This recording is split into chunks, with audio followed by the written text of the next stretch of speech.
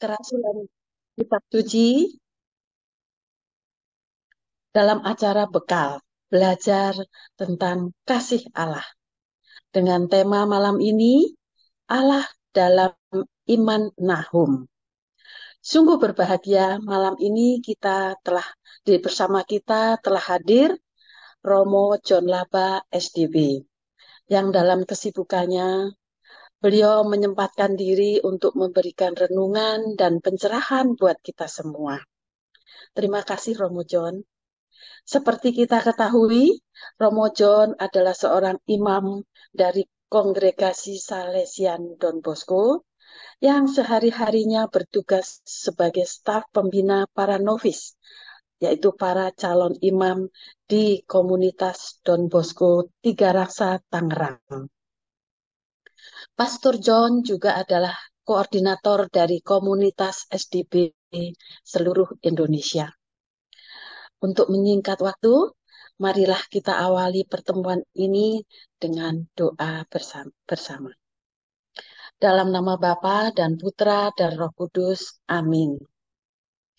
Allah yang Maha Kasih, sumber kekuatan kami, puji dan syukur atas pemeliharaanmu sepanjang hari ini. Hingga malam hari ini kami boleh berkumpul dalam ruang virtual ini untuk mendengarkan dan meresapkan sabdamu yang akan dibawakan oleh Romo John Laba. Utuslah Roh Kudusmu agar iman kami semakin bertumbuh, sebagaimana dahulu kala Engkau mengutus Nabi Nahum untuk menguatkan iman umat Israel. Demikianlah ya Bapa, doa ini kami sampaikan dengan perantaraan putramu, Tuhan kami Yesus Kristus, yang hidup dan berkuasa, kini dan sepanjang masa. Amin. Dalam nama Bapa dan Putra dan Roh Kudus. Amin. Bapak Ibu, untuk menyingkat waktu, kiranya materi yang akan dibawakan oleh Pastor Romo John nanti sungguh mendukung bagi kami karena sesuai dengan bacaan dalam pertemuan pertama dan kedua bulan Kitab Suci Nasional kita. Marilah kita mendengarkan renungan dan pencerahan yang akan dibawakan oleh Romo John. Silakan Romo John. Ya, pertama-tama saya mengucapkan terima kasih karena diundang untuk berbagi dalam pertemuan virtual ini. Dan kebetulan pas di bulan Kitab Suci Nasional ada dua nabi yang menjadi model bagi kita, yaitu Nabi Nahum dan Habakuk. Dari dua saya pilih cukup satu untuk menginspirasi kita dalam pertemuan kita pada malam hari ini. Dan eh, sebetulnya kedua-duanya itu memiliki peran yang sama, terutama dalam menghadirkan wajah Allah di tengah masyarakat saat itu yang memang hidupnya tidak sesuai dengan ajaran Tuhan. Namun ya, eh, di balik kehidupan eh, orang-orang zaman itu yang tidak sesuai dengan kehendak Tuhan, Allah selalu menjadi pemenang karena Allah selalu hadir sebagai Dia yang mengasihi, Dia yang mencintai, Dia yang selalu memperhatikan umat kesayangannya. Nah, seperti biasa saya itu menyiapkan materi-materi tertentu, maka saya akan share screen untuk kita semua. Dan oke, apakah kelihatan ya? Bisa dilihat Pastor Romo. Ya, maka kita berkenalan malam ini dengan sosok Nahum, ya, yang akan menampilkan sosok Allah yang memang eh, luar biasa bagi kita. Nah, tadi saya sudah katakan bahwa dari kedua nabi, yaitu Nahum dan Habakuk, memang punya misi yang sama, tapi saya coba pilihkan yang satu ini, eh, dan darinya kita akan belajar sosok Allah atau wajah Allah yang kita imani, yang kita eh, cintai sampai saat ini ternyata Allah yang memang sungguh luar biasa untuk kita. Nah, hal yang pertama yang saya ingin ingatkan adalah pas kebetulan kita juga di bulan Kitab Suci Nasional, dan ini sudah pekan yang pertama, dan tema yang diusung oleh Lembaga Biblika Indonesia, LBI, untuk gereja di Indonesia adalah Allah sumber keadilan. Dan di sini Nahum dan Habakuk sama-sama menghadirkan sosok Allah yang memang menjadi sumber keadilan bagi setiap orang. Pada saat atau pada masa di mana ada Nabi Nahum dan juga Habakuk, memang situasi masyarakat yang benar-benar ada dalam penderitaan, ketidakadilan itu menguasai mereka, dan di saat seperti itu, Nahum yang tentu berbeda dengan Yunus, kalau Yunus langsung pergi ke Niniwe, tapi Nahum di kerajaan Yehuda itu coba untuk mengingatkan dari jauh pimpinan atau Raja Assyria untuk bisa berbalik kepada Tuhan. Karena apa yang sudah di satu abad sebelumnya, ketika Yunus pergi dan menyerukan tobat, oh bagus sekali, semua langsung taat, langsung bertobat dan mengikuti kehendak Tuhan. Tapi masa setelah itu, ternyata orang itu tetap lemah dan jatuh lagi. Nah, dalam situasi seperti ini, ya munculnya Raja Nahum dan Nabi Nahum dan Habakuk ini memang sangat berarti karena coba untuk membangun semangat tobat dan menghadirkan sosok Allah yang menjadi sumber dari keadilan, sumber dari kasih kepada semua orang. Nah, di dalam kelompok kitab suci KKS ini kan kita pasti sudah mengenal dalam kitab Perjanjian Lama itu ada pembagian-pembagian tertentu, ada nabi-nabi yang besar dan ada juga nabi-nabi yang kecil. Ya. Nabi besar itu tidak berdasarkan bahwa mereka itu obesitas atau berat badannya lebih dari 100 kilo, bukan begitu. Ya. Tapi bahwa para nabi besar ini memang besar karena tulisan mereka juga cukup panjang. Ya, kalau kita baca tentang Yesaya, Yeremia, Kitab Ratapan, Baruk, Yeskiel, Daniel, wah itu panjang-panjang. Baca sampai ngantuk, tidak habis-habis. Ya. Karena itu maka disebut nabi besar. Ada juga nabi kecil, itu ada 12 orang.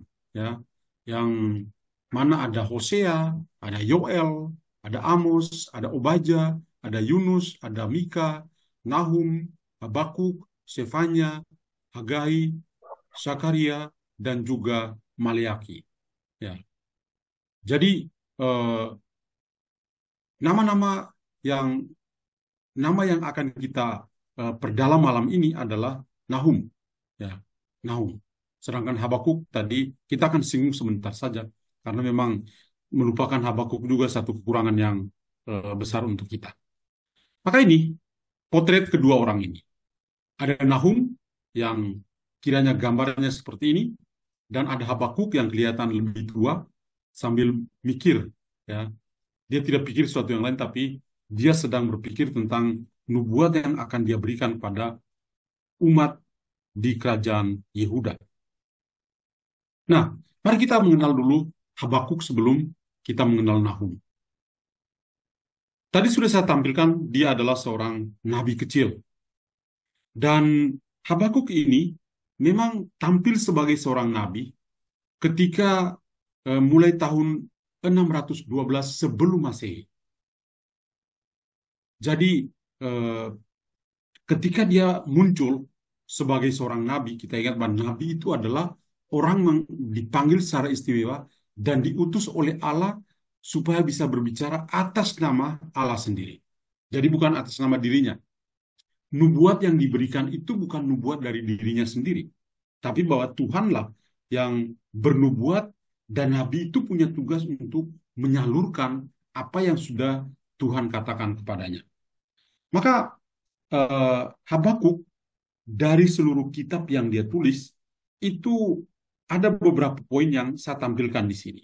Yang pertama adalah bahwa pesan utama dari Habakuk itu supaya kita percaya kepada Tuhan apapun yang terjadi dalam kehidupan kita. Jadi maksudnya bahwa Habakuk pada zamannya memang orang-orang Assyria itu sedang kuatnya, dan dengan kekuatan militer mereka juga melakukan hal-hal yang memang penuh dengan kekerasan. Kita ingat bahwa kerajaan Israel itu dibagi menjadi dua setelah Salomo. Ada kerajaan Israel yang ibu kotanya adalah Samaria, itu adalah kerajaan utara, dan kerajaan selatan yang disebut juga kerajaan Yehuda yang ibu kotanya adalah Yerusalem. Nah, kerajaan yang paling lemah yang jatuh duluan ke tangan orang-orang Assyria atau bangsa Asyur adalah kerajaan Israel yang ibu kotanya adalah Samaria. Ya. Maka ketika kerajaan utara itu sudah jatuh, tinggal kerajaan selatan yang ibu kotanya Yerusalem, kerajaan Yehuda ini. Nah, dalam situasi seperti itu, Habakuk itu mengingatkan orang-orang di Yehuda juga supaya percaya kepada Tuhan apapun situasinya. Apakah itu berat seperti yang dialami oleh kerajaan utara ataupun ancaman yang sedang mereka alami, mereka harus tetap percaya kepada Tuhan. Itu poin yang pertama yang sangat penting dalam kitab Habakuk ini. Yang kedua adalah bahwa ada kesan umum. Kalau kita membaca kitab Habakuk, kita akan menemukan seperti ada sebuah kesan umum yang mengatakan Allah itu seolah-olah terlihat diam. Allah tidak bereaksi. Seolah-olah Allah itu tidak terlibat dalam dunia kita, dalam pengalaman kemanusiaan kita. Nah, ini hanya sebuah kesan, karena nyatanya bukan seperti itu. Tapi memang kalau kita membaca kitab para nabi, kita akan punya kesan seperti itu. Kalau kita membaca misalnya kitab Nabi Yesaya bab 49, kita akan menemukan impresi, ya, kesan kita bahwa kok Allah kok kayaknya lupa deh. Allah kok enggak mikirin kita. Maka pada akhirnya kalau kita baca misalnya Yesaya bab 49 ayat 15 dan 16, kita menemukan sebuah jawaban yang sangat bagus. Dan Tuhan mengatakan, I will never forget you. Saya tidak akan melupakan engkau. Ya, saya tidak dapat melupakan. Seorang ibu itu bisa melahirkan anak, tapi dia juga akan melupakan. Ya, tapi aku tidak akan melupakan engkau, karena saya sudah melukis engkau di telapak tanganku sendiri. Itu kalau kita baca dalam kitab Nabi Yesaya. Nabi lain seperti Habakuk yang kita lihat sejenak ini juga, ya, ada kesan seolah-olah dia lupa atau dia memilih diam. Padahal orang-orang di kerajaan utara sudah dideportasi ke Assyria, ke bangsa-bangsa Asyur. Kerajaan Yehuda lagi terancam. Ini mereka nantinya akan dideportasi ke Babilonia. Waduh, memang menakutkan. Allah itu memiliki rencana untuk menghadapi kerajaan yang kejahatan yang dialami atau yang dilakukan oleh manusia. Ya. Jadi entah mereka yang ada di kerajaan Yehuda yang masih bertahan waktu itu, maupun bangsa-bangsa Asyur yang melakukan kejahatan, Tuhan itu akan berhadapan dengan mereka. Dan Tuhan juga akan selalu melakukan keadilan kepada orang-orang yang melakukan tindakan kejahatan. Dalam hal ini, bangsa Asyur yang berlaku tidak adil, berlaku jahat pada orang-orang pilihan Tuhan atau pada bangsa Israel, mereka pasti akan langsung berhadapan dengan Tuhan. Nah, ini memang sebuah kata-kata peneguhan yang sangat bagus yang diberikan oleh Habakuk kepada orang-orang pada zamannya. Teladan Nabi Habakuk bagi kita menantikan Tuhan dengan harapan bahwa Dialah yang akan mengerjakan segala sesuatu untuk kebaikan kita semua. Itu yang kalau coba kita bandingkan dengan surat Santo Paulus kepada jemaat di Roma bab 8 ayat 28 yang terkenal, ya, itu kiranya sejalan dengan apa yang diajarkan oleh Habakuk. Nah, tadi saya mengatakan fokus kita bukan Habakuk, tapi Nahum. Ya, ya, kalau kita tidak menyinggung Habakuk, Habakuk bisa cemburu sama kita. Ya, karena itu, mari kita fokus atau kita eh, maju dengan melihat Nahum. Ada apa dengan Nabi Nahum? Nah, mari kita perhatikan eh, dalam Minggu Kitab Suci Nasional, ya, eh, dia punya simbol yang ada, itu ada kutipan dari Kitab Nahum bab 1 ayat 7, ya, di mana Tuhan itu baik, tempat perlindungan pada waktu kesusahan. Nabi Nahum akan menunjukkan hal-hal yang punya kemiripan dengan apa yang dikatakan oleh atau yang diajarkan oleh Habakuk tadi. Nah, kita perlu kenal Nahum itu punya nama dan punya arti tersendiri. Kalau dalam tulisan Ibrani, ya, Nahum dituliskan seperti itu. Dan nama selalu memiliki arti tertentu. Arti dari nama Nahum itu artinya belas kasihan. Belas kasihan. Arti yang kedua adalah dia adalah seorang penghibur, penghiburan. Nama itu mencerminkan diri kita. Saya ingat ketika waktu eh, masih mahasiswa di Italia, saya kaget karena kok anak bisa panggil papa dan mamanya itu panggil nama secara langsung. Saya bilang, wah, saya waktu itu sudah diakon. Ini anak kecil, anak SD panggilnya John, John. Dalam hati, gile, aku udah diakon. Mau ditabiskan jadi Romo, dipanggil John, enak aja. Lalu saya tanya seorang konfrater Salesian di sana, kalian punya orang-orang kenapa panggil pastor juga, pastor yang sudah tua, sudah opa-opa, opa Romo, dipanggil namanya saja. Ya, kayak di Kelapa Gading ada Romo Suto, dipanggil Suto saja. Waduh, kalau kita kan benar-benar, ya, eh, tidak berakhlak sama sekali itu. Tapi pastor itu menjelaskan kepada saya, dia bilang, John, kami akan merasa lebih terhormat ketika orang menyapa kami dengan nama yang sudah diberikan. Tidak ada embel-embel yang kita tambah-tambah itu. Jadi, anak boleh memanggil nama ayahnya, ya. Dan ayahnya akan merasa benar-benar nama yang disebut oleh anaknya itu tanda cinta pada orang tuanya. Seperti itu. Jadi, saya bilang, wah, hanya kembali ke Indonesia memang tidak seperti itu. Umat saja harus panggil Pater, Romo. Kalau hanya panggil nama, kayaknya mulut kita jadi berat, ya. Ada umat-umat yang iseng saja. John. Ya, kalau teman kuliah zaman dulu. Ya.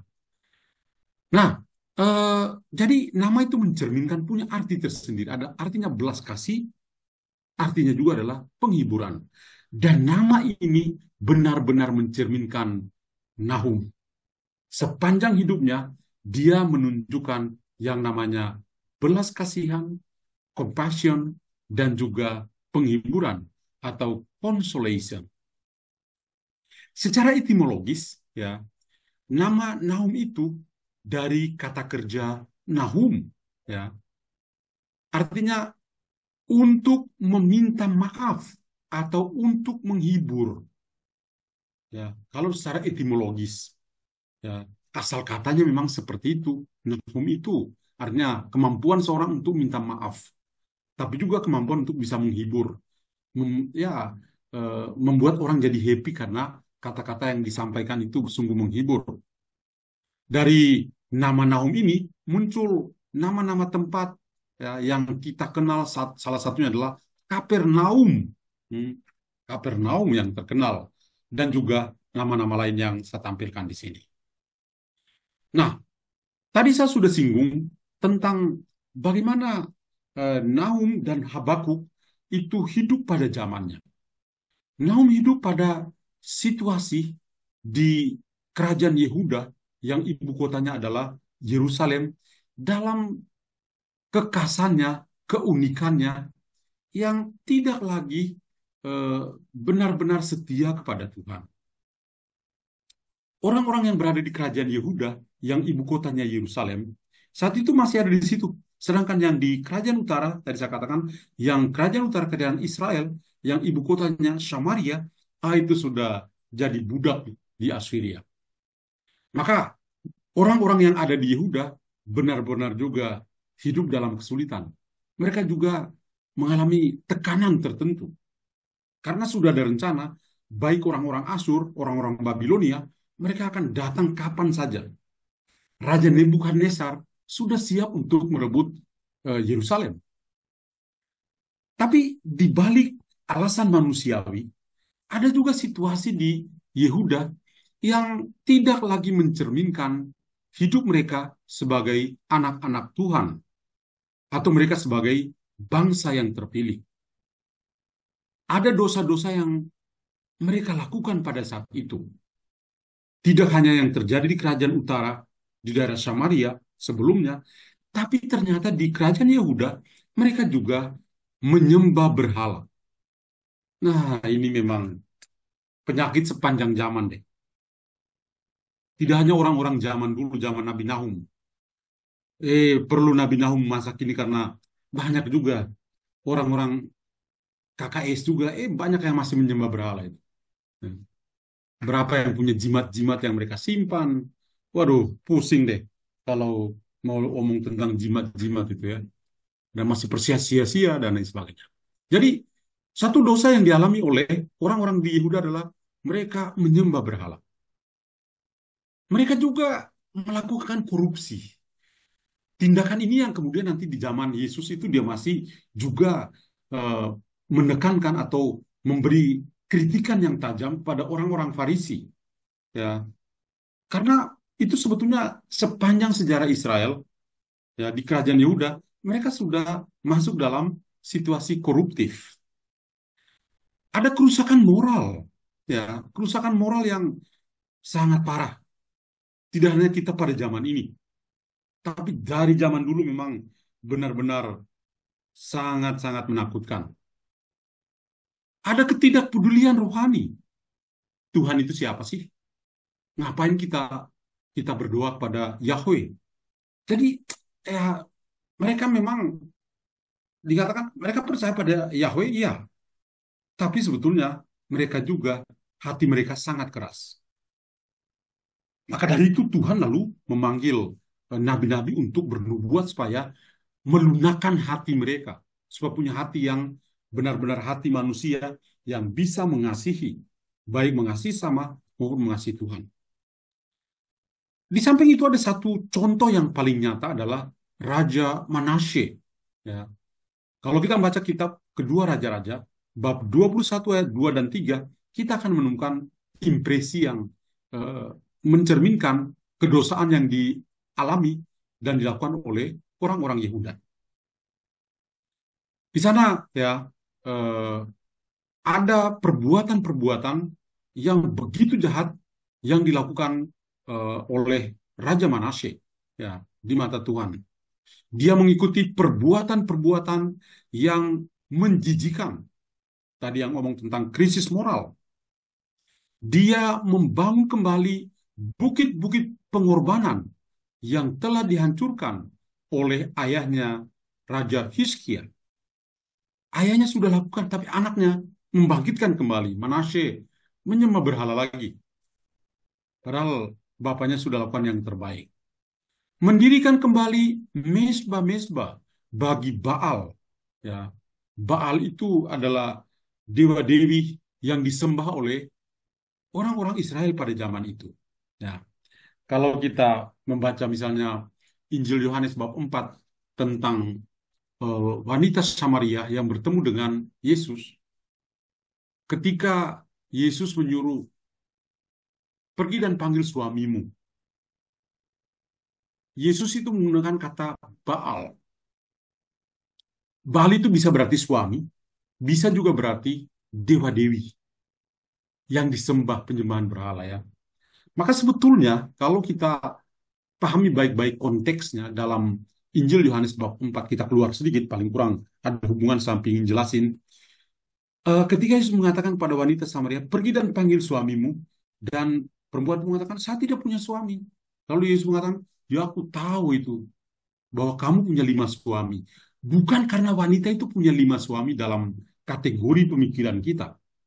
Kalau pemahaman yang benar adalah, memang wanita Samaria itu, karena dia dari Samaria, dia itu punya dewa-dewi, dia itu menyembah berhala. Dan dia sudah punya 5 dewa-dewi yang dia sembah di Gunung Ebal dan Gunung Garisim. Ya, sebenarnya seperti itu.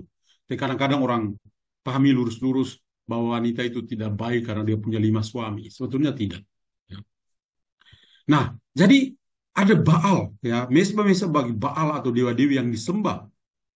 Kemudian dia juga yang membuat tugu-tugu berhala seperti yang dilakukan oleh Raja Ahab. Ini kita bisa saksikan atau kita bisa baca dalam kitab 2 Raja-Raja bab 21 ayat 2 sampai 3.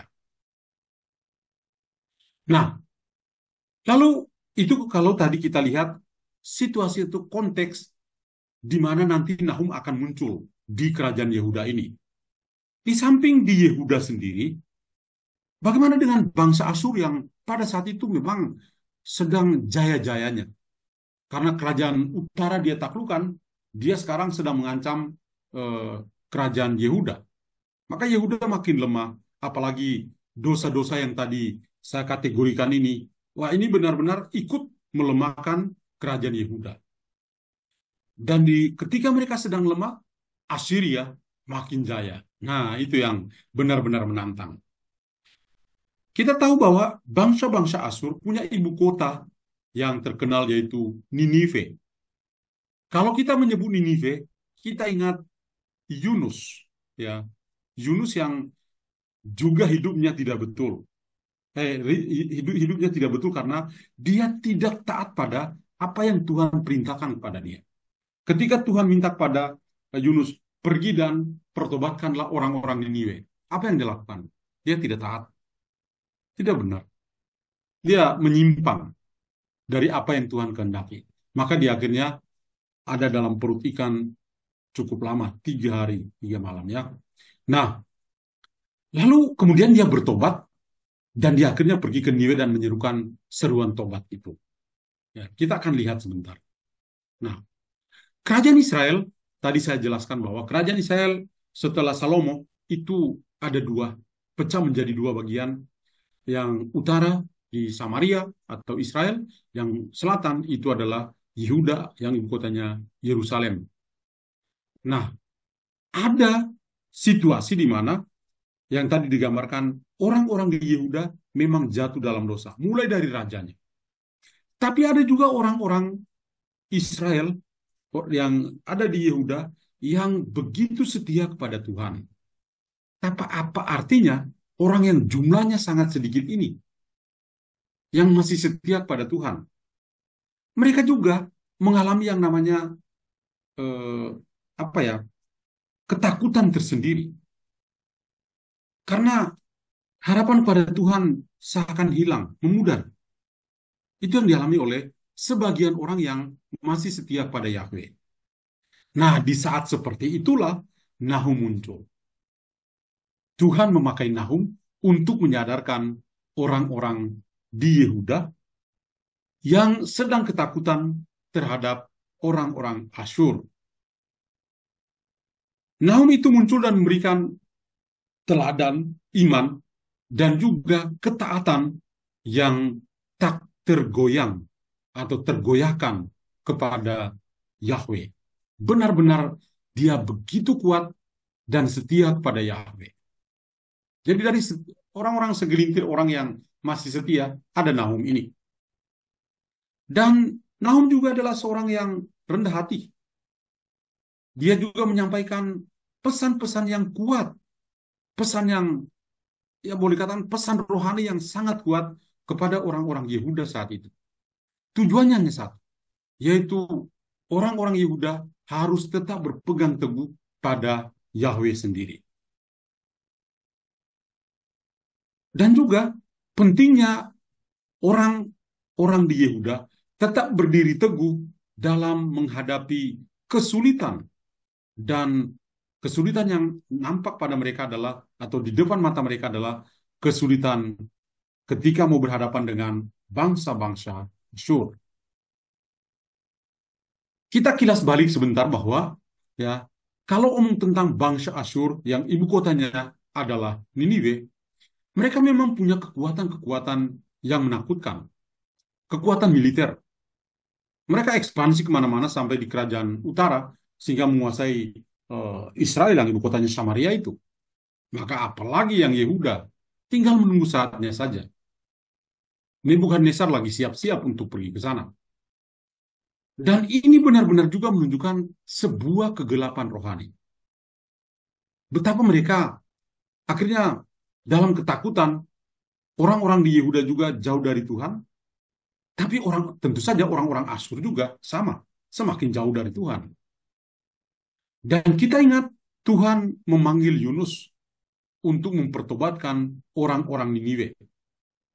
Dia pergi dan menyerukan tobat, dan dari raja sampai hewan-hewan dan tumbuhan pun harus berpuasa dan pantang. Raja Asyur di Niniwe, pimpinan Niniwe, dia harus mengambil abu dan dia duduk di atas abu sebagai tanda pertobatan. Maka Tuhan yang tadinya berpikir untuk menghancurkan bangsa Asyur yang ibu kota Niniwe, ternyata tidak bisa, karena dia melihat bahwa seruan tobat yang diberikan uh, oleh Yunus ternyata bisa diikuti. Mereka bisa bertobat. Namun demikian, dalam perjalanan selanjutnya, orang-orang Asyur itu mulai melupakan juga Allah yang benar, Allah yang ditampilkan oleh Yunus ketika dia menyerukan tobat. Karena itu mereka masing-masing jatuh lagi ke dalam dosa. Nah, dalam situasi seperti ini, memang Tuhan tetap akan mau menyelamatkan orang-orang. Maka setelah 100 tahun, ya, setelah 100 tahun Yunus muncul, dan tentu saja Yunus sudah tidak ada, orang-orang jatuh kembali ke dalam dosa, dan Tuhan lalu memanggil Nahum yang tadi katakan rendah hati, yang masih percaya teguh kepada Yahweh, supaya dia bisa pergi, supaya dia bisa mengajarkan pertobatan itu kepada orang-orang Syria. Nahum ini, dia tidak seperti Yunus yang pergi langsung ke TKP, yaitu ke Niniwe. Nahum itu tetap tinggal di kerajaan Yehuda. Tapi perkataan-perkataannya itu benar-benar membuat orang-orang menyadari tentang apa artinya jatuh dalam dosa dan harus berubah menjadi lebih baik lagi. Karena itu, ia memang tidak bernubuat secara langsung di Niniwe, tadi saya katakan di TKP, dari jauh saja. Ia tetap tinggal di Yehuda, dan dengan jelas dia menggambarkan konsekuensi dari kemunduran rohani. Dia juga merinci kejatuhan Niniwe yang ada di depan matanya. Kalau orang-orang Niniwe yang tadinya dengan nubuat Yunus, pewartaan tobat, seruan tobat Yunus, dan mereka berubah, ternyata dalam perjalanan waktu mereka jatuh lagi dan sangat parah. Maka Nahum mengatakan, ingat baik-baik, kejatuhan Niniwe sedang ada di depan mata. Dan itu seperti sebuah ancaman yang menakutkan bagi orang-orang Niniwe. Di dalam kitab Nahum, ya, dibuka dengan sebuah pernyataan puitis tentang karakter dari Allah. Nahum melukiskan dengan sangat jelas kuasa Allah atas ciptaannya, kemampuannya untuk melepaskan murkanya kepada mereka yang memberanikan atau yang memberontak kepada Allah sendiri. Jadi memang eh, Nahum coba untuk menampilkan karakter Allah seperti itu. Ya, Allah yang menciptakan segala sesuatu baik adanya, tapi ternyata dalam perjalanan waktu mereka benar-benar jatuh. Tapi ketika mereka sudah jatuh, Allah tetap berusaha untuk melepaskan mereka. Murka ada, tapi murka itu akhirnya hilang juga karena Allah tetap menunjukkan karakternya sebagai pengampun atau Allah adalah kasih bagi umat kesayangannya. Maka ya sambil melihat situasi yang nyata, ya kondisi yang nyata, Nahum mengingatkan bahwa Allah memang akan menunjukkan murkanya, tapi Allah sendiri juga akan menunjukkan penghakimannya kepada kesombongan orang-orang yang ada di Niniwe. Jadi memang pesan ini disampaikan oleh Nahum dari jauh, tapi punya pengaruh yang sangat besar kepada orang-orang Assyria yang ada di Niniwe. Penghakiman dari Allah atas kesombongan dari bangsa-bangsa Asyur. Mereka karena kekuatan militernya sangat tinggi, mereka berpikir bahwa mereka bisa mengubah segala-galanya. Mereka berpikir bahwa dengan kekuatan militer, mereka bisa taklukkan dunia. Dan dari situ mereka begitu jago. Tapi ternyata tidak. Ya. Ternyata ada kelemahan, bahkan Nahum mengatakan, ingat, kejatuhanmu ada di depan mata. Ya. Maka Nahum itu betul-betul menggambarkan kehancuran kota Niniwe. Peristiwa yang menandai awal dari dan akhir dari kekaisaran Asyur. Jadi, apa yang dinubuatkan, dia katakan suatu saat Niniwe akan hancur kembali. Dan dengan sendirinya, bangsa Asyur juga akan hancur dengan sendirinya. Apa yang dilakukan oleh Nahum? Ia menawarkan penghiburan dan harapan kepada umat Allah. Jadi, kepada bangsa asing seperti orang-orang Asyur, Nahum memberikan kecaman dan ancaman kepada mereka. Kalau kamu tidak berubah, kehancuranmu ada di depan mata. Itu untuk orang-orang atau untuk bangsa Asyur. Tapi bagaimana dengan bangsa pilihan Tuhan, sisa-sisa Israel? Ya, ternyata Nahum tetap memberikan penghiburan dan harapan kepada umat Allah. Dalam situasi yang sulit, yang menegangkan, Tuhan itu hadir, menghibur, dan memberikan harapan. Jadi masih ada harapan, sebagaimana diajarkan oleh Nahum. Di samping itu, hal yang lain adalah bahwa Nahum meyakinkan mereka bahwa Tuhan akan mengakhiri penderitaan mereka. Orang-orang Yehuda begitu takut dengan ancaman dari bangsa Asyur, apalagi Nebukadnezar. Maka Nahum mengatakan, kalian tenang aja. Ya. Dia menghibur, meyakinkan mereka. Ya. Tuhan akan mengakhiri penderitaan kalian. Berikut, Tuhan juga, Nahum juga mengingatkan mereka akan kebaikan, kesetiaan, dan perlindungan dari Tuhan. Tuhan menunjukkan kesetiaannya kepada manusia yang lemah. Tuhan menunjukkan perlindungan yang akan dia berikan pada umatnya. Dia juga memberikan gambaran, Nahum juga memberikan gambaran Allah yang begitu kuat, Allah yang perkasa sebagai benteng bagi umat kesayangannya, terutama mereka yang sungguh percaya kepadanya. Dan Allah juga menjadi tempat perlindungan di saat-saat yang sulit. Nah, poin ini menunjukkan bagaimana kekuatan profetisme yang ditawarkan oleh Allah kepada Nahum untuk memberitakan pada umat Allah akan karakter Allah yang sungguh-sungguh harus diimani, itu seperti yang digambarkan di sini.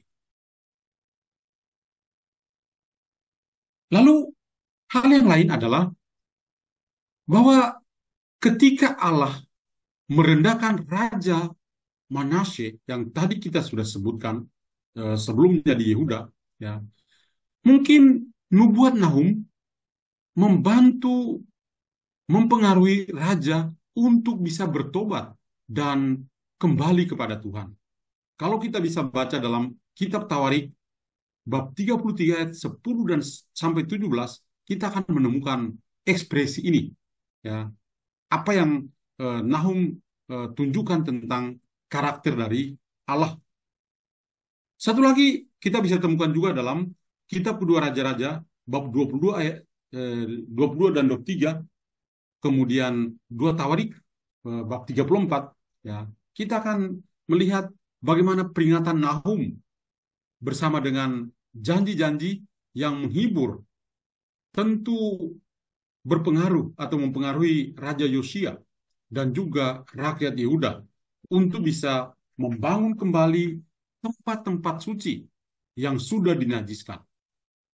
Ya, jadi benar-benar ya Nahum menampilkan sosok Allah dan memanggil kembali kerajaan orang-orang di Yehuda untuk kembali kepada Allah yang benar. Maka apa yang sebetulnya Tuhan kehendaki bagi Nahum? Ya, ekspresi yang saya tunjukkan di sini. Meskipun orang-orang itu jatuh atau mereka itu memiliki sekutu dan banyak, mereka akan dilenyapkan dan mereka sungguh lenyap. Meskipun aku telah menindas engkau, aku tidak akan menindas engkau lagi. Sekarang aku akan mematahkan kruk mereka dan dari tengkuk mereka dan menggoyangkan belenggu-belenggu mereka. Jadi itulah satu ciri khas Tuhan ketika melihat umatnya menderita, dia akan berusaha untuk melepaskan mereka dari belenggu-belenggu, dan Tuhan sungguh memihak kepada Allah. Sedangkan kepada lawan-lawannya, dia tentu akan menghancurkan mereka. Nah, setelah kita melihat kiranya gambaran tentang Nahum dan kitabnya, di poin yang terakhir ini, saya ingin tunjukkan siapa sih Allah atau siapakah Allah menurut Nabi Nahum. Ya. Ini memang perlu untuk kita dalami karena sangat menarik perhatian kita. Yang pertama, ya, kalau kita membaca kitab Nahum dan memahami pengajaran dari Nahum yang hanya 3 bab ini, ya, maka disebut nabi kecil. Yang pertama, Allah yang ditampilkan oleh Nahum adalah Allah yang berkuasa, Allah yang berdaulat. Kalau kita misalnya membaca di dalam kitab Nahum, bab 1 ayat 14 dan bab 2 ayat 2, kitab Nahum, kita akan mengerti Allah yang punya kuasa atau Allah yang berdaulat. Coba salah satu di antara kita yang membaca kitab Nahum bab 1 ayat yang ke-14. Silakan. Relawan. Ya Romo, saya akan bacakan. Nahum Oke. 1 ayat 14. Ayat 14. Ya. Terhadap engkau, inilah perintah Tuhan. Tidak akan ada lagi keturunan dengan namamu. Dari rumah Allahmu, aku akan melenyapkan patung pahatan dan patung tuangan. Kuburmu akan kusediakan, sebab engkau hina. Iya. Lalu di bab 2 ayat yang kedua. Sungguh, Tuhan memulihkan kebanggaan Yakub, seperti kebanggaan Israel. Sebab perusak telah merusakkannya, dan telah membinasakan carang-carangnya. Iya. Jadi poin yang pertama, Allah ya, Allah macam apa yang ditampilkan oleh Nahum dalam kitabnya? Bagi saya, Allah yang ditampilkan oleh Nahum dalam kitabnya adalah Allah yang berkuasa, Allah yang berdaulat. Dan itu yang dia tekankan, saya contohkan tadi, Nahum bab 1 ayat 14, Nahum bab 2 ayat 2. Dan kalau kita coba bandingkan dalam kitab Perjanjian Lama, Perjanjian Baru, kita bisa temukan juga dalam surat Santo Paulus kepada jemaat di Roma, bab 13 ayat 1. Coba dilihat. Bab 13 ayat 1.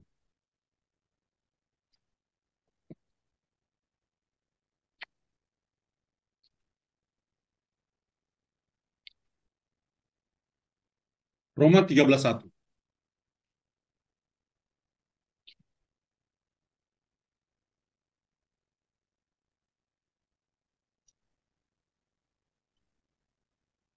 Lalu, Ya, Pastor. ya, Roma 13 13 1. satu. Ya, tiap-tiap orang harus takluk kepada pemerintah yang di atasnya, sebab tidak ada pemerintah yang tidak berasal dari Allah, dan pemerintah-pemerintah yang ada ditetapkan oleh Allah. Iya.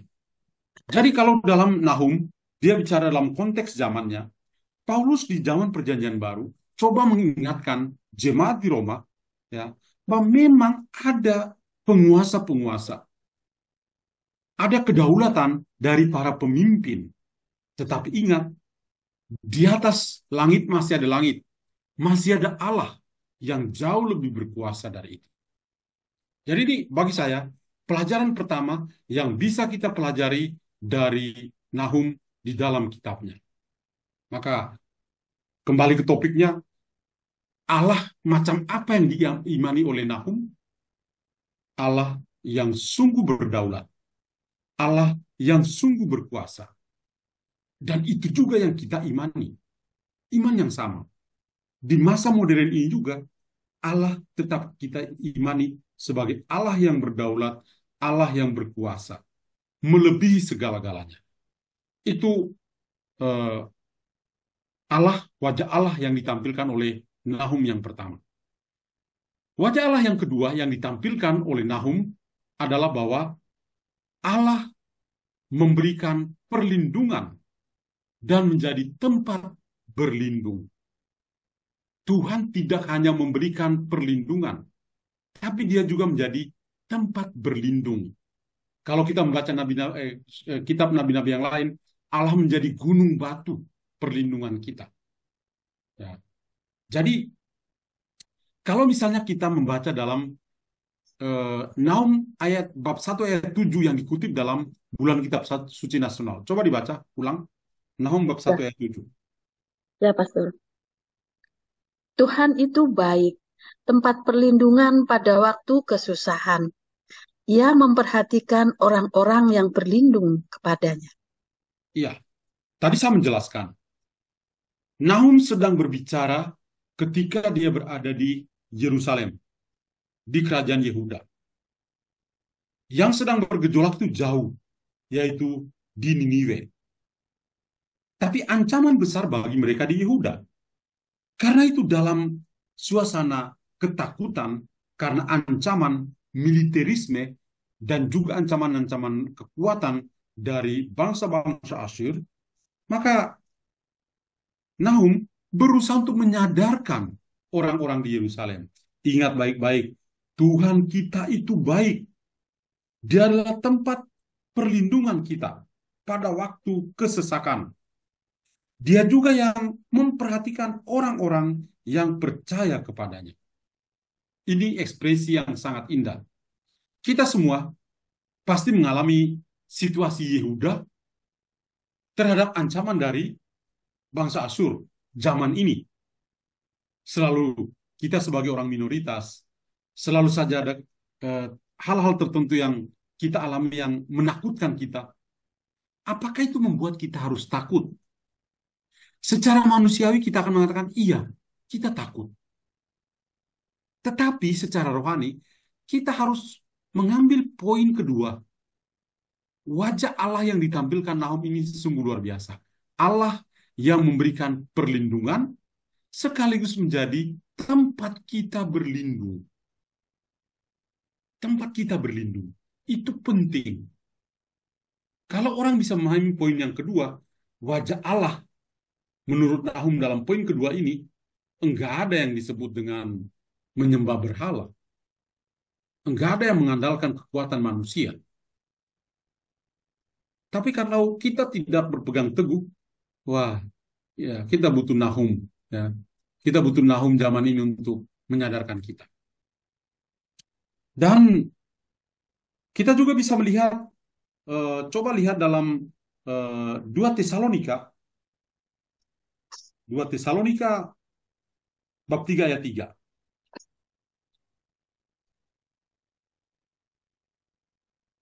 2 Tesalonika bab 3 ayat 3. Ya, tetapi Tuhan adalah setia. Ia akan menguatkan hatimu dan memelihara kamu terhadap yang jahat. Nah, Tuhan itu setia. Jadi Allah itu memberikan perlindungan dan sebagai tempat berlindung karena dia menunjukkan karakternya. Dia begitu baik, dia begitu setia, dan dia begitu peduli. Maka dia layak disebut sebagai Allah, sebagai tempat perlindungan kita.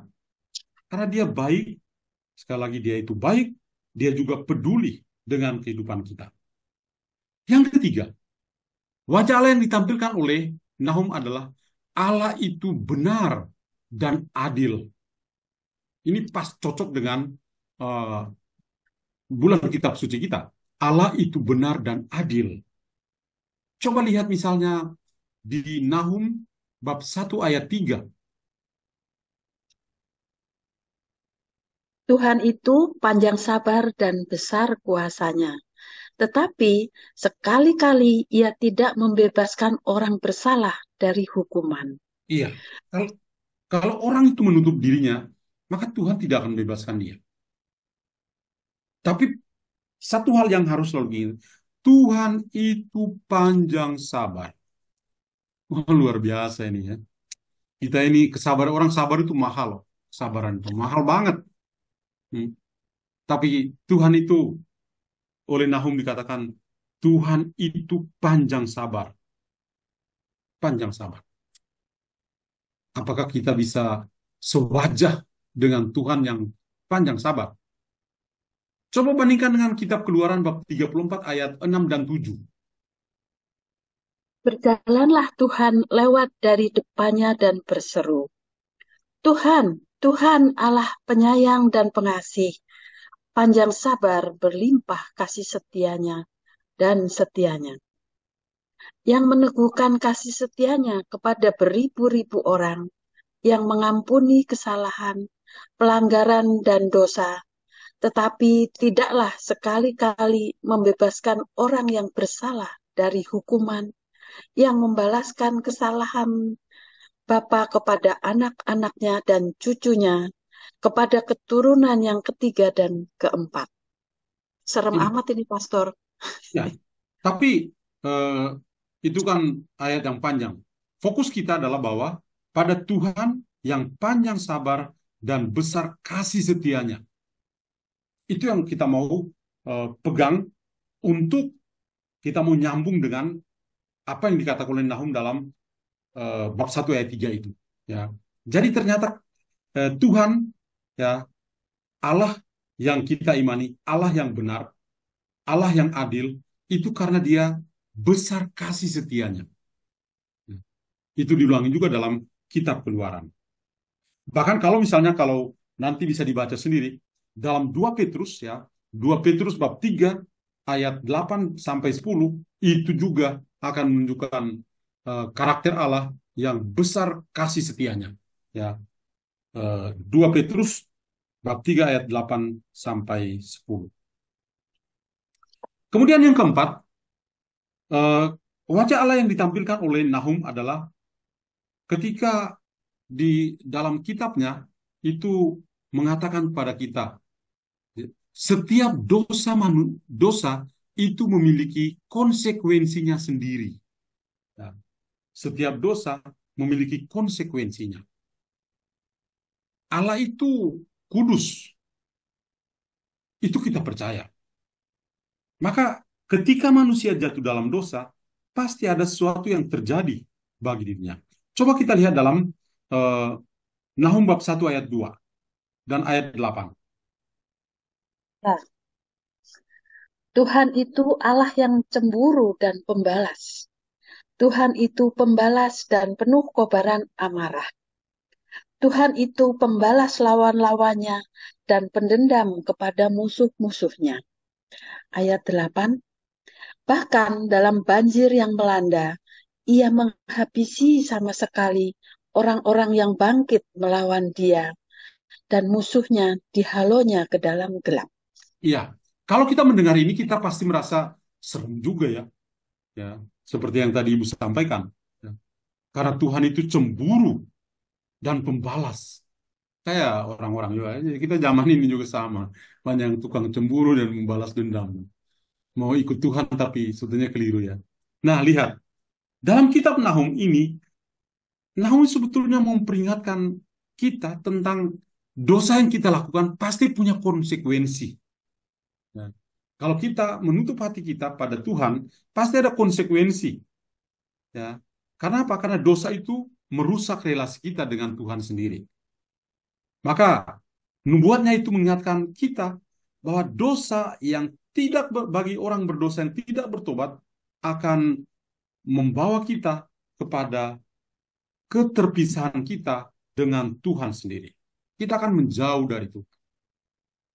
Kalau Yesus mengatakan dosa melawan Roh Kudus, itu tidak akan diampuni. Benar-benar terpisah dari Tuhan. Dan itu kita bisa baca juga kalau eh, Bapak Ibu ingat di kitab Wahyu, ya, kitab Wahyu di bab yang ke-20 ayat 11 sampai 15 itu benar-benar ya tentang pemusnahan ya, yang dialami oleh Niniwe. Nanti bisa dilihat karena itu cukup panjang. Dan yang Ya, terakhir adalah kita harus memberitakan sabda Tuhan. Kalau eh, beberapa hari yang lalu kita diingatkan kita harus menjadi pelaku-pelaku firman, tidak hanya menjadi pendengar. Tapi itu bukan berarti kita mengabaikan kemampuan untuk mendengar sabda Tuhan itu. Kenapa? Karena ketika kita mendengarkan sabda Tuhan, kita mengalami Allah. Pengalaman akan Allah itu salah satunya dan yang terpenting adalah kita sungguh mendengar sabda Tuhan. Ketika sabda didengar, semua orang mengalami Tuhan. Ini tadi kita juga kutip dari kitab Keluaran. Apa yang Musa sampaikan, itu adalah kontak pribadi antara Musa dengan Yahweh. Kemudian Musa menyampaikan kepada orang-orang Israel.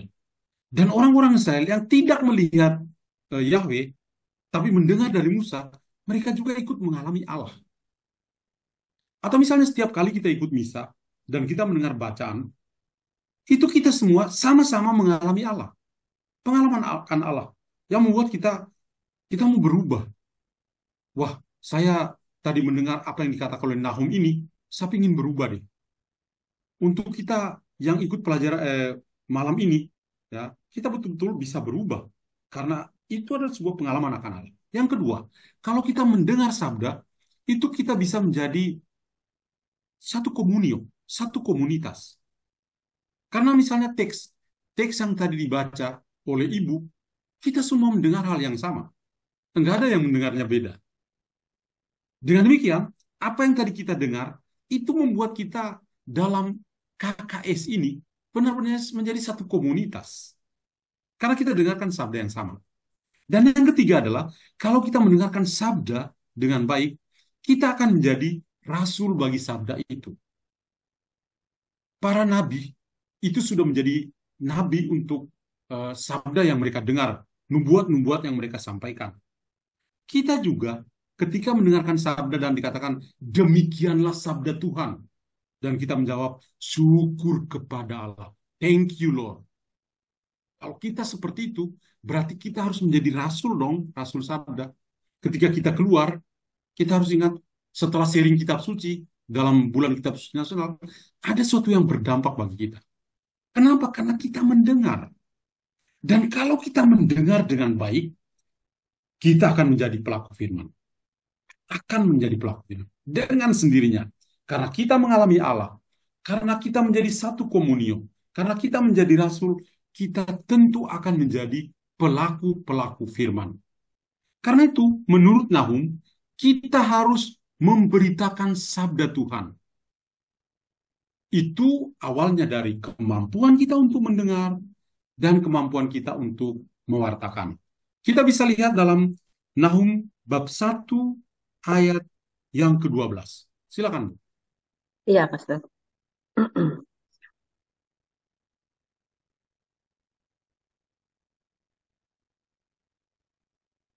Beginilah firman Tuhan. Sekalipun mereka utuh dan begitu banyak jumlahnya, tetapi mereka akan hilang terbabat dan mati binasa. Sekalipun aku telah merendahkan engkau, tetapi aku tidak akan merendahkan engkau lagi. Iya, Terhadap engkau, 14 lanjut ya, Pastor. eh, boleh 14. 12. 14. 14. Terhadap engkau, inilah perintah Tuhan. Tidak akan ada lagi keturunan dengan namamu. Dari rumah Allahmu, aku akan melenyapkan patung pahatan dan patung tuangan. Iya, Kuburmu akan kusediakan sebab engkau hina. jadi itu betul-betul ya, seorang Allah yang dengan sabdanya punya kekuatan tersendiri bagi kehidupan manusia. Nah, ibu bapak sekalian, ini kiranya eh, sosok Nabi Nahum dan kitabnya yang hanya 3 bab, tapi saya coba untuk membantu ya, membagikannya cukup panjang malam ini sampai lebih dari 1 jam berbicara. Ya, pertanyaan bagi kita saja itu, siapakah Allah menurut kita? Siapakah Allahmu?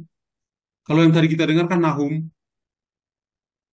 Nahum, Habakuk, Santo Paulus juga berbicara. Bagaimana dengan kita? Dalam kelompok kitab suci KKS di Paroki Kelapa Gading ini, siapa sih Allah bagi kita? Nah, itulah yang akan menjadi permenungan bagi ibu bapak sekalian. Terima kasih. Wassalamualaikum warahmatullahi wabarakatuh. Terima kasih, Pastor John. Ya, Luar biasa pencerahan dan peneguhannya bagi kami, terutama eh, kalau nanti bertugas untuk memandu pertemuan dari pertemuan pertama, kedua, khususnya untuk Kitab Nahum ini, sungguh membuat kami lebih memperoleh banyak bekal, Pastor. Terima ya, kasih sekali. Eh, Bapak, Ibu, saudara-saudari yang terkasih, barangkali ada yang ingin bertanya atau memberikan kesaksian, dipersilahkan.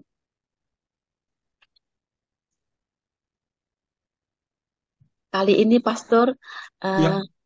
kontestannya banyak sekali dari luar paroki Kelapa Gading. Ada yang dari Kinabalu, Waduh, Malaysia, ya, kemudian dari paroki MKK, dari eh, Pademangan, Sunter. eh, Mereka juga sangat ingin mendengarkan, mendapatkan pencerahan. Terima kasih sekali, Pastor. Bapak oke. Ibu, silakan bila ada yang ingin bertanya atau memberi kesaksian.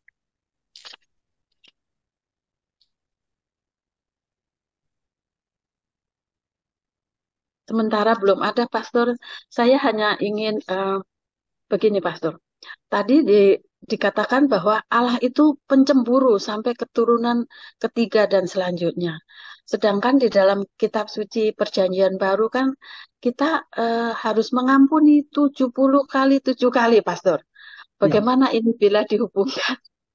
ya. Sebetulnya kalau kita pahami betul-betul apa yang dikatakan oleh para nabi dalam kitab Perjanjian Lama, itu memang sesuai dengan keadaan mereka, sesuai dengan konteks kehidupan mereka. Misalnya ketika kita bicara tentang eh, Nahum, Habakuk, mereka berdua berhadapan dengan orang-orang Asyur tentu saja mereka adalah orang kelompok kecil yang masih begitu setia kepada Tuhan. Karena itu, meskipun teman-teman mereka itu jatuh, tapi masih ada mereka yang coba untuk membangkitkan mereka. Dan diharapkan bahwa mereka-mereka ini yang akan bangkit, akan berubah menjadi lebih baik. Tetapi, nyatanya bahwa di antara mereka yang ada di Yehuda, mereka juga ada yang tetap tidak setia pada Yahweh. Dengan beberapa dosa yang tadi disebutkan, eh, menyembah berhala, imoralitas yang mereka lakukan, koruptif, budaya koruptif yang mereka alami. Nah, hal-hal ini eh, yang ada dalam di kerajaan Yehuda. Apalagi lebih parah lagi, bangsa asing yaitu bangsa Asyur. Wah, ini juga yang menjadi panggilan tersendiri dari para nabi, Nahum dan juga Habakuk untuk menyadarkan mereka. Ini bangsa asing, tapi bukan berarti karena asing sudah, you mau hidup atau mati terserah aja. Tidak. Karena mereka juga manusia, maka para nabi juga punya kekuasaan untuk mengingatkan mereka dalam nubuat itu supaya mereka bisa berubah. Nah, apakah mereka semua berubah? Ternyata tidak. Maka cara membahasakan lagi eh, sifat Tuhan adalah pakai bahasa yang sangat manusiawi. Dengan kategori yang pas dengan pikiran manusiawi. Dalam filsafat orang sebut antropomorfisme. Seperti itu. Jadi, mengambil kata-kata tertentu seolah-olah benar-benar seperti Allah seperti seorang manusia yang punya sifat-sifat seperti manusia. Pencemburu, pemarah, ya, itu hal yang terjadi. Nah, sebetulnya itu hanya dipakai oleh Nabi untuk mengingatkan mereka. Orang-orang Semitis punya cara pandang memang sedikit berbeda. Dikatakan cemburu, itu bukan berarti benar-benar cemburu dan marah dan mencelakai. Tidak. Misalnya, saya kasih contoh lain dalam Injil ya. Ketika murid, ada orang yang mau ikut Yesus, kemudian salah satu mengatakan, aduh sorry ya, saya pergi untuk menguburkan papi saya yang baru meninggal. Lalu Yesus bilang, pergi, ingat, biarkan orang mati menguburkan orang mati. Kamu, itu bukan berarti orang itu tidak setia pada orang tuanya, ya. Tapi memang cara pikirnya adalah bahwa setiap orang memang punya prioritas. Yang paling nomor satu pasti Tuhan, ya. Tapi tidak bisa mengabaikan yang nomor dua, yaitu keluarga, seperti itu. Jadi Tuhan digambarkan pencemburu, bukan berarti dia penjemburu, pemarah, dan akan mencelakai, menghancurkan manusia. Tidak. Seberdosanya manusia. Kalau kita membaca bahkan Mika, ya, kalau kita membaca, kita akan menemukan bahwa ternyata dosa manusia juga dibuang ke tubir laut yang dalam.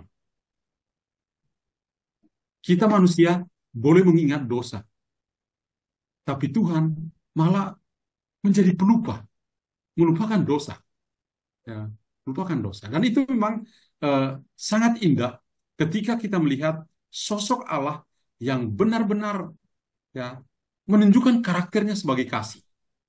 Jadi ketika Nabi membahasakannya, dia pakai bahasa manusia, cemburu, marah, kesel. Tapi kenyataannya Tuhan itu tidak seperti itu. Tuhan itu akan tetap menunjukkan karakternya sebagai kasih. Itu. Ya, ya, terima kasih Pastor. Ini ada satu di chat ada yang bertanya dari Ibu Lucia Wijaya. Romo, apakah yang dimaksud bahwa Allah adalah sumber harapan manusia?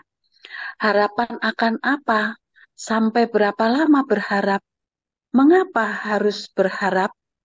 Demikian pertanyaannya Romo. Ya, kalau kita sungguh menyadari bahwa Allah itu menciptakan kita sewajah dengan Dia, itu berarti kita menjadi ciptaan yang sangat mulia. Itu kalau kita ingat kisah-kisah dalam kitab Kejadian. Nah, Eh, Kalau kita melihat lebih jauh lagi, Tuhan itu tidak akan melupakan kita. Tuhan tidak lupakan. Tadi saya coba untuk tidak hanya menampilkan sosok Nahum, ya, sosok Habakuk, tapi saya juga memberikan contoh Nabi Yesaya dan bab yang terkenal di bab 49 itu. Memang manusia itu berpikir seperti yang dalam pertanyaan tadi, pertanyaannya, ya. Tetapi itu adalah pikiran kita.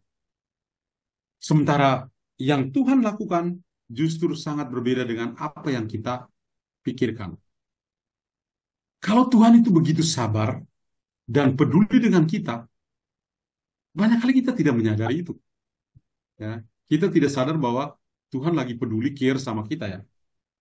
Sebenarnya kita sedang mengalami, tapi kita yang tidak mengerti bahwa Tuhan sedang care dengan kita. Kadang-kadang kita berpikir Tuhan lupa, seperti bangsa Israel. Tuhan lupa, kok tidak ingat-ingat sama kami? Maka Tuhan akhirnya melalui Nabi Yesaya mengatakan, dan aku tidak akan melupakan engkau. Dan benar, Tuhan tidak melupakan umat. Kalau Tuhan mau habiskan, ya habiskan semua satu kali. Tapi ternyata tidak. Ya. Jadi, eh, sampai kapan? Ya, kalau orang sungguh percaya pada Tuhan, dalam situasi apa saja, kita ingat bahwa Tuhan itu akan memberi kepada kita apa yang kita butuhkan selalu tepat pada waktunya. Kadang-kadang mungkin apa yang kita minta pada Tuhan, itu apa yang kita sukai. Saya suka, belum tentu saya butuh. Saya suka, belum tentu saya butuh. Tuhan akan berikan pada saya apa yang saya butuhkan, bukan apa yang saya sukai. Yang saya butuhkan. Ya. Jadi kadang-kadang mungkin dalam pengalaman keseharian kita, kadang-kadang kita juga kaget. Saya novena, sudah berapa kali novena untuk intensi ini. Tapi rasanya kok saya tidak mengalami itu. Tapi apakah kita pernah sadar bahwa kita kaget, loh, kok saya dapat ini ya? Ini yang saya tidak harapkan. Kok saya dapat ini?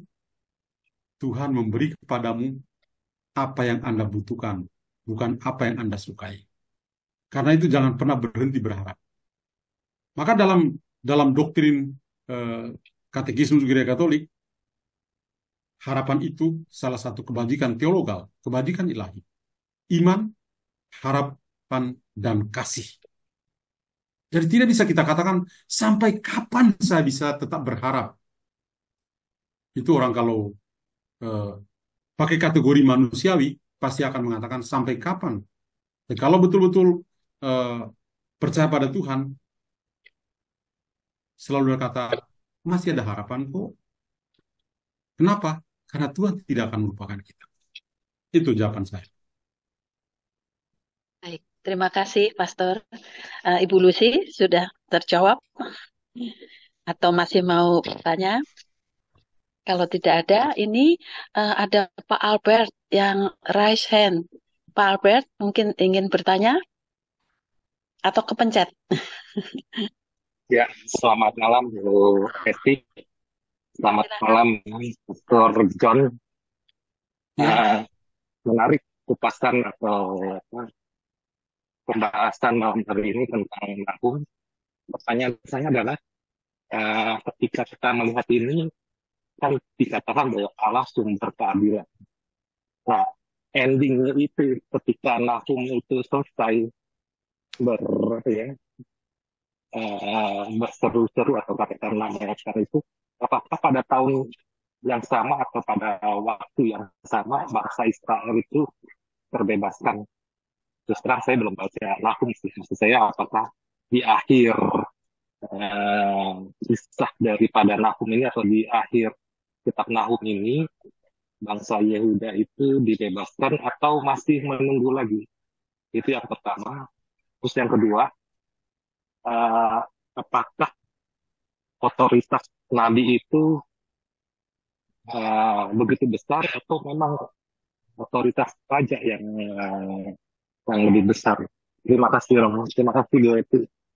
Iya, eh, yang pertama adalah kalau tadi saya singgung bahwa eh, dua kerajaan Israel yang ada, yaitu kerajaan utara dan selatan, itu apa ya? Mereka yang di utara itu sudah jatuh lebih dulu. Mereka sudah dibawa ke Assyria, kerajaan utara yang ibu kotanya Samaria. Mereka karena dosa-dosa menyembah berhala, hidupnya nggak betul, maka akhirnya sampailah mereka eh, di Assyria. Dan yang Assyria yang ibu kotanya Niniwe yang terkenal yang tadi saya sebut. Nanti ini menjadi suatu ancaman tersendiri tadi saya katakan. Ancaman bagi kerajaan Yehuda. Pada waktu itu Yehuda masih ada dan di sana masih ada Habakuk, masih ada Nahum. Tapi cerita akan berlanjut bahwa selagi masih ada nabi-nabi ini, memang kerajaan itu masih ada.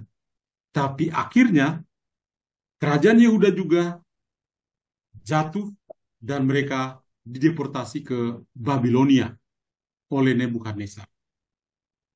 Nah, kalau kita membaca selanjutnya, ya nanti kita baca di Esra dan Nehemia, kita akan menemukan cerita-cerita juga ya seperti itu bahwa nanti pada zaman Kores, Kores itu tidak mengenal Allah, tapi Allah menggerakkan hatinya, lalu dialah yang akan mengeluarkan dekrit dan mengatakan, hai orang-orang yang sadar bahwa dia keturunan Israel, silakan kembali ke Sion.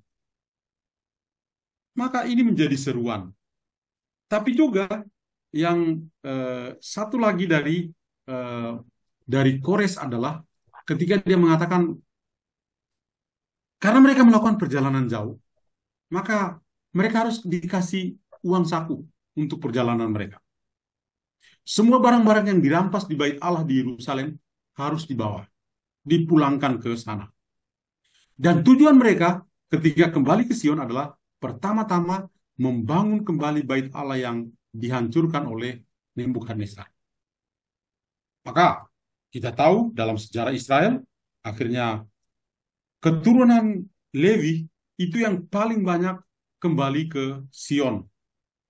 Yang lain-lain, keturunan Yakub yang lain, ada yang sudah lari lebih dahulu ke Mesir karena terjadi perang saudara di Assyria waktu itu.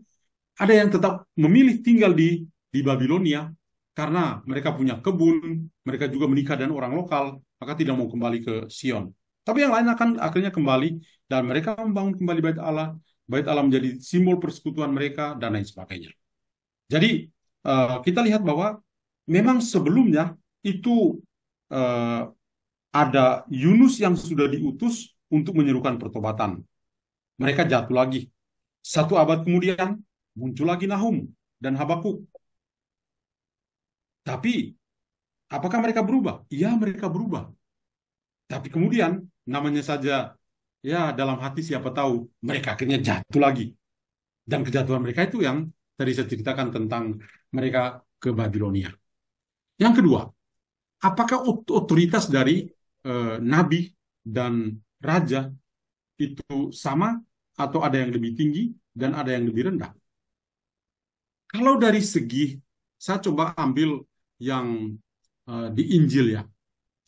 Saya mau coba untuk menerangkan yang di Injil. Ketika Yesus ditanya tentang membayar pajak kepada Kaisar, apakah bisa membayar pajak kepada Kaisar? Lalu Yesus minta kepada mereka, kamu punya koin di sini? Ada? Kalau gitu, kasih koinnya. Lalu Yesus tanya kepada mereka, kamu lihat di koin? Ini gambar dan tulisan siapa? Oh, itu gambar dan tulisan Kaisar. Oke, baik. Kalau gitu, berikan kepada Kaisar apa yang menjadi hak Kaisar, dan pada Tuhan apa yang menjadi hak Tuhan. Nah, itu artinya apa itu? Artinya bahwa dua kekuasaan ini memang berbeda. Sebagai warga dunia, dia tinggal dunia dalam konteks keduniaannya, maka dia punya pemimpin. Apakah pemimpin itu baik atau tidak baik, itu urusan yang kedua.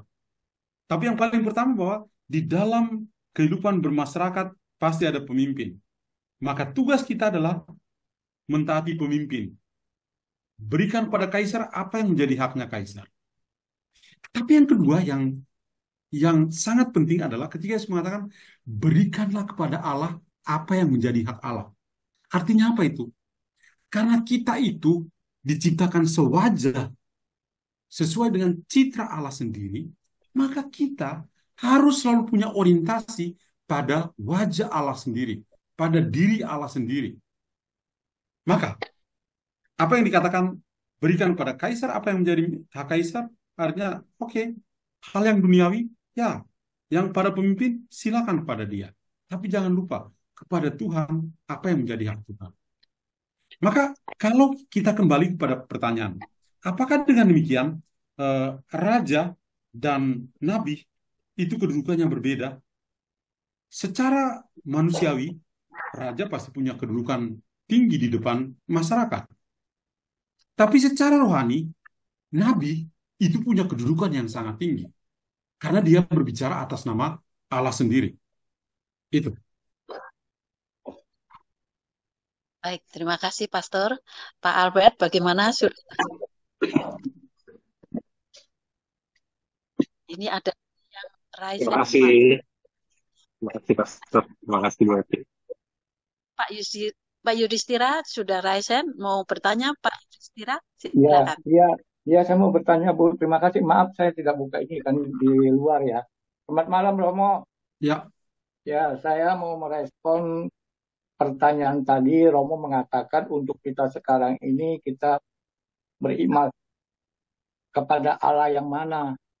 Atau dari penjelasan tadi kitab Naum itu artinya yang saya pahami melalui penjelasan Romo itu mengatakan, yang saya pahami ya Romo ya, kita diskusi pengetahuan tentang iman. Artinya dari kitab Kejadian sampai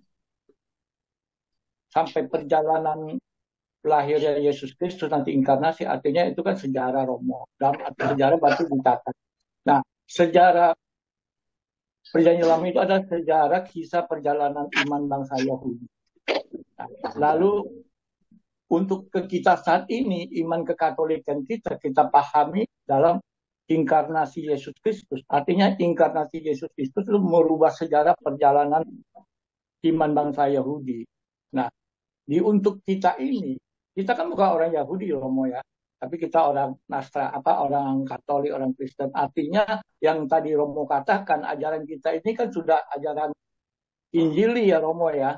Karena kita ya udah masuk ke dalam Injil kita, artinya Tritunggal kita kan, nah, dia udah transenden dan imanen. Nah, yang harus kita pahami bagi saya seorang Katolik itu, artinya Yesus itu sudah mengalami inkarnasi, artinya dia sudah mengubah iman yang mati itu, yang tadi menyembah berhala itu, iman Allah yang menanti kita, menunggu kita datang kepada dia. Nah, berubah menjadi Allah yang datang ke dalam kehidupan kita, di tengah-tengah kita, mencari kita yang hilang. Karena kita telah jauh dan meninggalkan Allah di taman kitab Kejadian itu, menjauh daripada Allah. Nah, di saat sekarang ini iman kita kan kita harus bermisi ya, ajaran kita ini bermisi. Jadi mencari, karena kita ada iman harapan, tadi dikatakan Rob. Iman harapan itu artinya kita sebagai umat Katolik itu membuka diri, ya kan, melihat ke depan, melihat keluar, tidak melihat ke diri kita sendiri, aman dalam diri kita. Kalau kita selalu melihat diri kita, maka kita bisa berantuk, bisa nabrak. Kalau nggak ditabrak, kita nabrak, kan begitu. Jadi ajaran Allah kita itu memang Allah yang bermisi, yang transenden, bisa imanen, terbuka. Begitu sih Romo. Anggap itu pandangan dari saya begitu. Jadi beda pemahamannya. Ibarat kalau di Injil kan dikatakan iman kita itu kan cangkukan dari pohonnya itu nih Romo ya.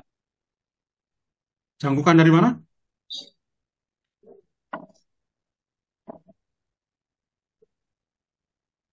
Pak Yudhistira,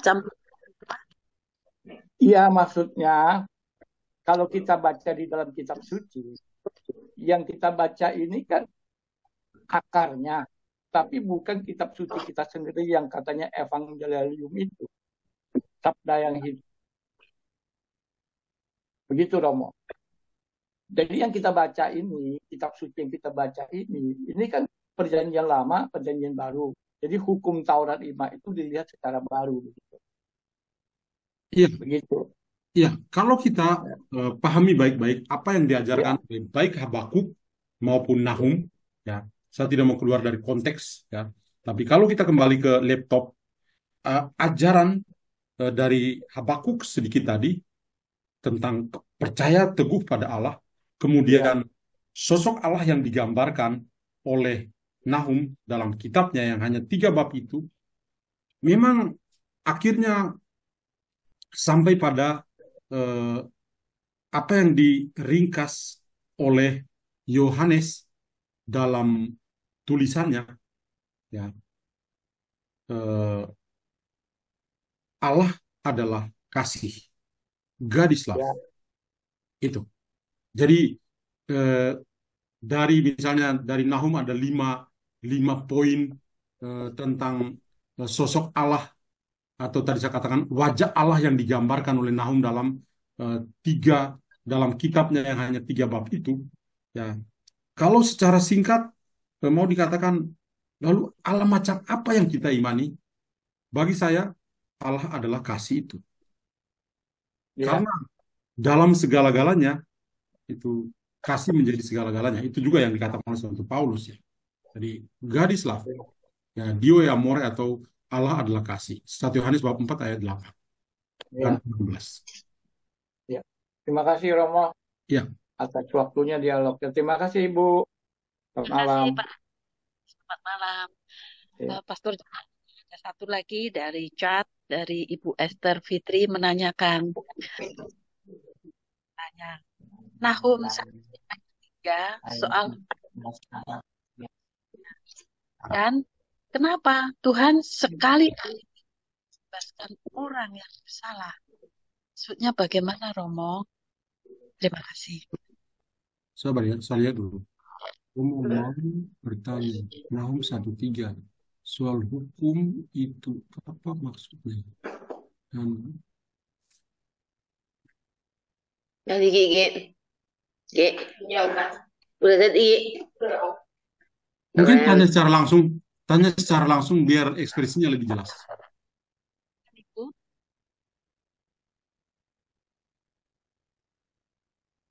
Karena kalau tulis itu, coba kalau ditanya seperti tadi penanya-penanya lain akan lebih bagus.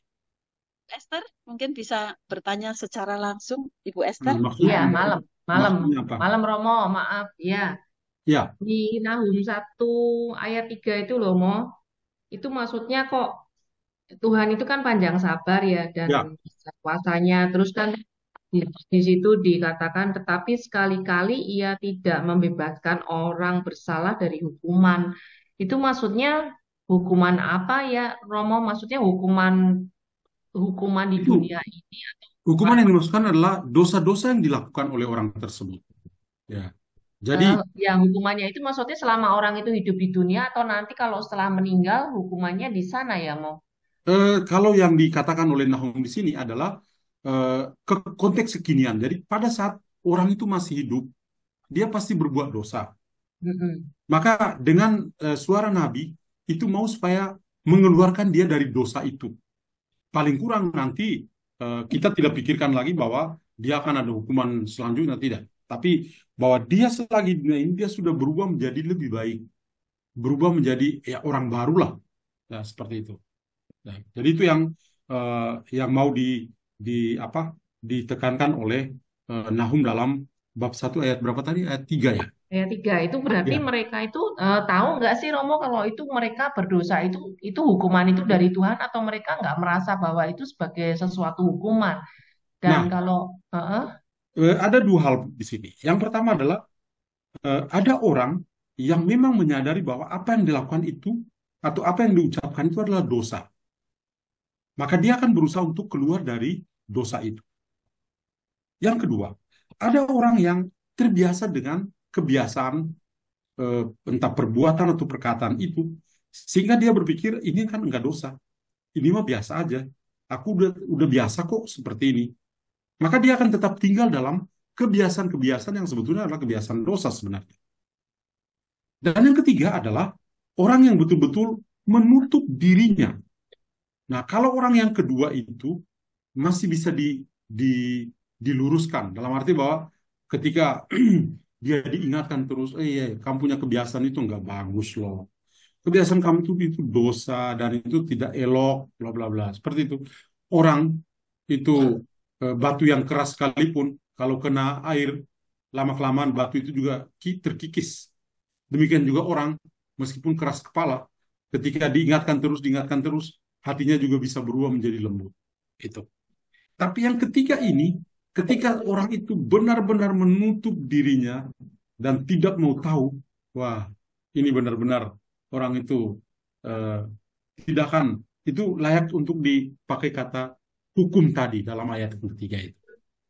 Gitu. Nah, hukumannya itu berarti seperti kayak, sorry nih ya, mau maksudnya kayak kemiskinan, terus sakit itu tuh merupakan suatu hukuman atau Ya, bukan? Jadi orangnya tuh kayaknya merasa, aduh saya kok sakit terus, tuh apakah saya dihukum Tuhan atau kondisi saya kok begini terus, itu gitu nggak sih, Mo? tidak juga.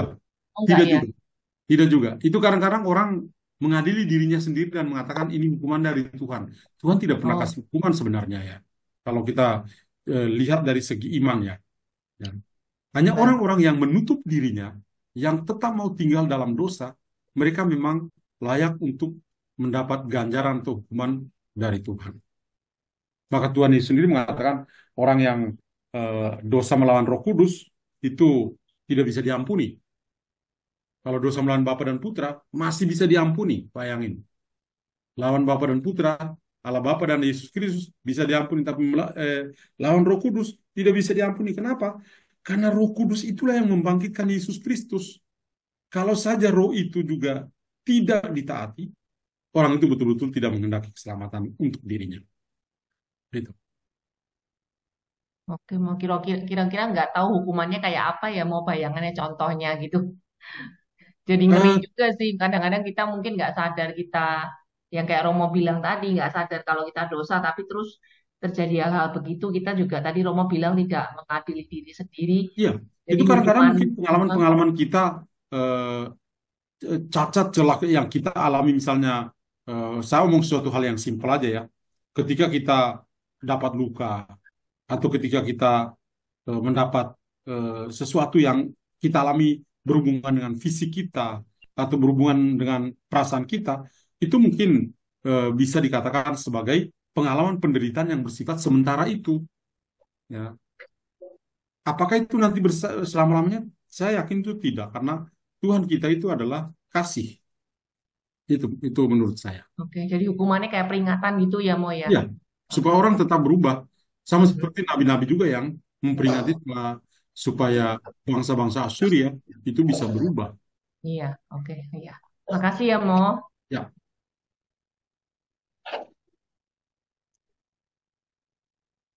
Shalom. Romo bertanya, Nahum bab 2, sekian 2, adakah itu Yakub anak kepada Ishak?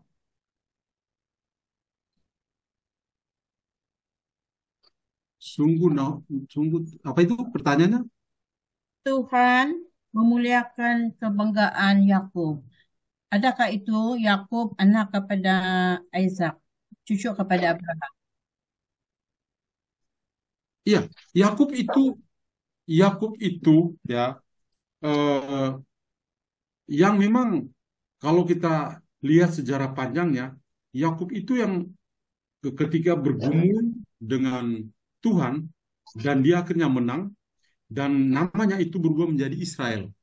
Aku tidak akan memanggil engkau lagi menjadi Yakub tapi menjadi Israel. Dan Tuhan memberikan padanya segala-galanya. Ya, segala-galanya. Keturunannya yang begitu banyak dan lain sebagainya. Jadi Yakub itu betul-betul menjadi sahabat bagi Tuhan sendiri. Terima kasih. Ya. Tadi bahan-bahan saya sudah share dalam bentuk PDF, nanti tolong di kelompok bisa dibagikan ya. nanti. Ibu, apa, mic-nya belum dibuka.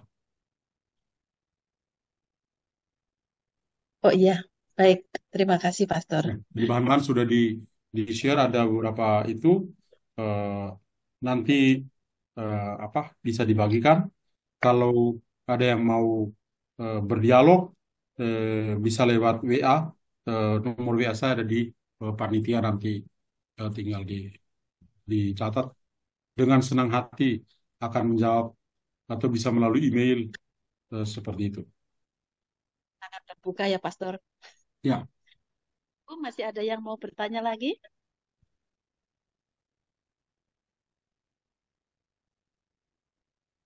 sudah lelah karena memang tadi pengajarannya 1 jam 10 menit. Itu membuat pencerahan bagi saya, Pastor. Terutama dulu itu saya selalu kalau membaca Yohanes 4 yang tentang wanita Samaria itu, saya Ya, berpikir tadi, kok suaminya Pak ada Yesus 5. menanya, rupanya itu Baal ya, Pastor. Baru saya tahu hari ini, Pak. Sungguh ini Ya, pencerahannya saya luar biasa.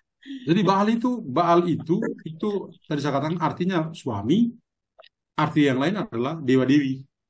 Menurut saya yang paling tepat adalah, karena ini konteksnya adalah di Samaria, maka paling tepat adalah bukan suami.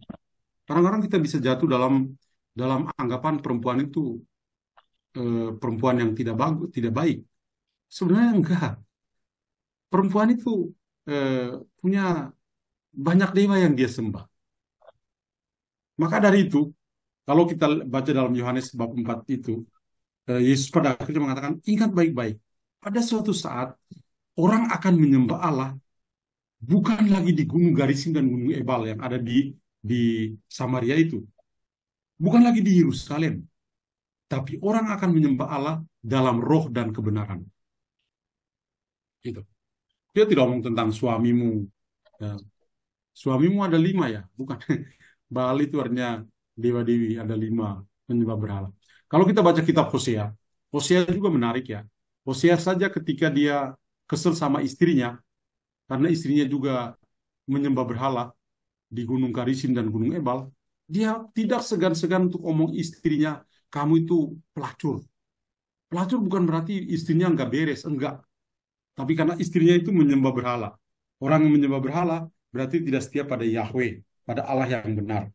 Kamu kok setia pada ilah-ilah atau dewa-dewi yang di luar dari Allah yang kita imani. Makanya kamu kayak pelacur aja seperti itu. Maka kalau kita dengar itu kasar, tapi bukan bukan dalam arti sebenarnya itu. Itu yang saya baru tahu, Pastor.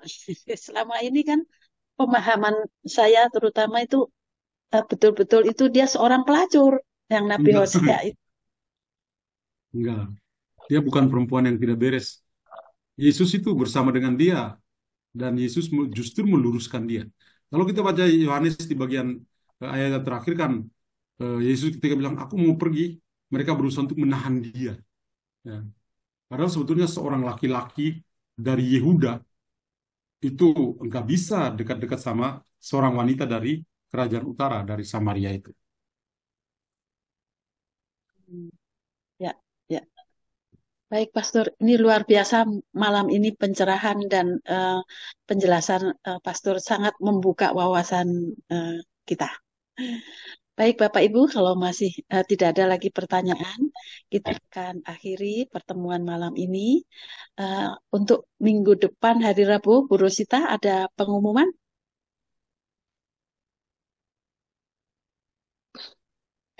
Terima kasih Romo, luar biasa. Terima kasih Bapak Ibu yang sudah hadir di Zoom KKS Kelapa Gading.